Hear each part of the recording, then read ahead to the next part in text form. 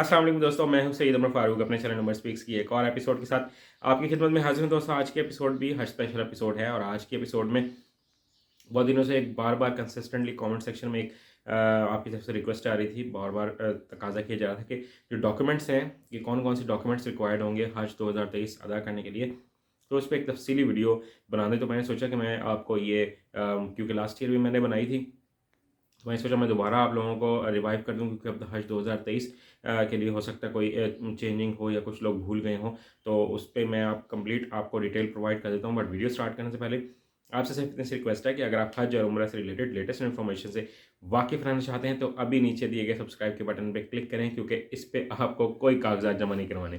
जी तो दोस्तों, बात कर लेते हैं कि कौन कौन से डॉक्यूमेंट्स जो हैं वो हम लोगों को तैयार कर लेने चाहिए। हमारे पास कौन-कौन सी चीज़ें जो हैं वो हर हाल में रेडी हों, ताकि हज पर जाने के लिए जब हमें एकदम से रिक्वायरमेंट आती है तो उस वक़्त हमें कोई प्रॉब्लम ना हो। सेकंडली आप लोग क्वेश्चन कर रहे हैं कि आज एप्लीकेशंस जो हैं वो कब सबमिट स्टार्ट होना शुरू होंगी। वो बिल्कुल पाकिस्तान में फ़रवरी के एंड में हज एप्लीकेशन स्टार्ट होना शुरू हो जाएँगी। और बार-बार लोग पूछते हैं कि यार अखराजात कितने होंगे? तो अभी भी आपने लेटेस्टली देख लिया होगा कि पाकिस्तानी गवर्नमेंट किस तरह से डॉलर को ऊपर जाने दे रही है और पेट्रोल की प्राइसेस भी अभी बढ़ गई हैं। तो अब मैं तो कम से कम आपको कोई हिंट नहीं देने वाला कि कितने जनाब एक्सपेंसेस हो सकते हैं। पहले 7 लाख 8 लाख एक्सपेंसेस एक्सपेक्टेड थे, फिर डॉलर का रेट बढ़ा तो 10 लाख हो गए। अब तो कुछ भी नहीं कहा जा सकता, इसलिए अपने आप को मेंटली प्रिपेयर रखें। अगर आपने हज करना ही है तो फिर आपको किसी भी तरह के एक्सपेंसेस बर्दाश्त करने पड़ेंगे। डॉक्यूमेंट्स की बात कर लें तो सबसे पहले मैं एक बात आपको कह दूँ कि मेरे ख़्याल में तमाम हाजी साहिबान जो लोग एप्लीकेशन सबमिट करवाएँगे, उन सब के लिए बैंक अकाउंट होना लाज़मी है। तो जिन लोगों ने भी अपने अकाउंट्स ओपन नहीं करवाए हुए हैं, वो हर हाल में तमाम लोग ही जिन ने भी एप्लीकेशन देनी है, वो अकाउंट ओपन करवा लें। और 11th आवर पे बैंक्स में जाएँगे तो रश ज़्यादा होगा, प्रॉब्लम होगी। इसलिए अभी से ही अपने बैंक अकाउंट सब लोग सेपरेटली ओपन करवा लें। जितने भी दरख्वास्त गुज़ार हों, सबके अकाउंट होने चाहिए, ताकि उस वक़्त कोई प्रॉब्लम ना हो। एक तो ये आपकी रिक्वायरमेंट है। देन आपके अगर पासपोर्ट अगर दिसंबर 2023 के एंड तक की एक्सपायरी डेट है उसकी, तो ठीक है। अगर इससे कुछ दिन पहले की है तो पासपोर्ट फ़ौरन रिन्यू करवाएँ। अगर कोई सरकारी मुलाज़िम है और उन्होंने पासपोर्ट पहले ऐसे ही बनाया हुआ है और उस पे कोई गवर्नमेंट एम्प्लॉय वाला यानी कि सरकारी पासपोर्ट नहीं है, तो वो फ़ौरी तौर पर अपने पासपोर्ट की जो कैटेगरी है वो चेंज करवाएँ और गवर्नमेंट एम्प्लॉय वाला सरकारी जो पासपोर्ट होता है उसको बनवा लें। उसका आपको फ़ायदा ही है, नुकसान नहीं है, क्योंकि ये भी रिस्ट्रिक्शन लगने वाली है। आप पे कोई ना कोई प्रॉब्लम क्रिएट हो जाएगी जो लोग सरकारी मुलाज़मीन हैं। ठीक है। उसके बाद आईडी कार्ड मैं आपको बता दूँ कि आईडी कार्ड की अगर एक्सपायरी बिल्कुल इस साल के एंड तक की है, दिसंबर 31 दिसंबर तक की है, फिर तो ठीक है। अगर इससे पहले की है तो अपना आईडी कार्ड फ़ौरन जनाब रिन्यू करवा लें।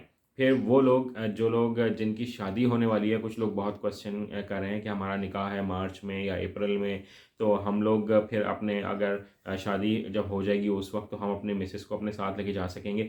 तो ये जनाब बहुत टिपिकल सा क्वेश्चन है। अब इसमें क्रिटिकल भी है कि इसमें अगर आपकी शादी है मार्च में या अप्रैल में, तो अब उस वक़्त तो फिर इस आपकी एप्लीकेशन तो नहीं सबमिट होगी, फिर आप प्राइवेट ही कुछ ना कुछ करना पड़ेगा। बट अगर आप लोग ये चाहते हैं कि आप मियाँ-बीवी दोनों एक साथ जाएँ, तो आप निकाह थोड़ा-सा पहले कर लें और अपना आईडी कार्ड जो है वो फ़ौरन से शादीशुदा वाला जो आईडी कार्ड होता है वो बनवाएँ अर्जेंटली, और पासपोर्ट भी अपना बनवा लें, ताकि आपको जाने में कोई प्रॉब्लम ना हो। चाहे शादी बाद में यानी कि मार्च में हो जाए या अप्रैल में हो जाए, मुहर्रम उससे पहले-पहले, ईद उल अज़हा से यानी कि पहले-पहले, हज से पहले-पहले। तो निकाह पहले करके ये अपने ये वाले का डॉक्यूमेंट्स तो आप लोग करवा सकते हैं, ये तमाम चीज़ें पहले कर सकते हैं। देन आपके पास जो आपका जो पासपोर्ट साइज़ पिक्चर्स हैं वो 12-12 तस्वीरें हर एप्लीकेंट की आपके पास होनी चाहिए। अगर आपके पास 12 तस्वीरें नहीं होंगी तो आपको एप्लीकेशन देने में उस वक़्त प्रॉब्लम हो सकती है। देन इसके अलावा जो आपके पास यानी कि जो एनओसी है जो सरकारी मुलाज़मीन हैं वो तमाम अपने एनओसीज़ जो हैं वो बनवा लें, यानी कि वो आपको उस वक़्त चाहिए होंगे। अगर आपके पास एनओसी नहीं होगा तो आप हज के लिए एप्लीकेशन देने में भी प्रॉब्लम होगी और शायद आपकी एप्लीकेशन एक्सेप्ट भी ना हो।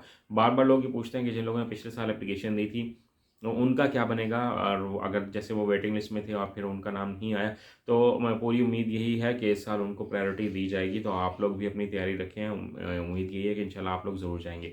बुज़ुर्गों के हवाले से लोग पूछते हैं कि अपर लिमिट क्या है, तो कोई अपर लिमिट नहीं है। और सुनने में यही आ रहा है, कंफर्म न्यूज़ है तकरीबन, कि 75 ईयर्स से भी ज़्यादा के जो लोग होंगे उनको कुरानंदाज़ी में शामिल नहीं किया जाएगा। बच्चों के हवाले से लोग पूछते हैं कि कितने एज का बच्चा जा सकता है, तो 12 ईयर्स से कम एज का बच्चा हज पर नहीं जा सकेगा। 12 साल या 12 साल से ऊपर के जितने भी बच्चे होंगे वो हज पर जा सकेंगे। अपने ये जितने भी मैंने आपको डॉक्यूमेंट्स बताए हैं ना, इससे पहले जितने भी डॉक्यूमेंट्स देने की बताए हैं, उनकी आप 4-4 5-5 कॉपीज़ करवा लें और कलर्ड कॉपीज़ भी करवा लें, ताकि आपको उस वक्त कोई प्रॉब्लम ना हो। तो आप मज़ीद कोई क्वेश्चन हो तो आप कमेंट सेक्शन में पूछ सकते हैं। अगर मुझे उस बारे में कोई इल्म होगा तो मैं आपको ज़रूर रिप्लाई करूँगा, वरना कहीं से कंफर्म करके आपको रिप्लाई कर दूँगा। आज की वीडियो में इतना ही कहना था। चैनल पर अगर नए हैं तो चैनल को सब्सक्राइब कर लीजिएगा।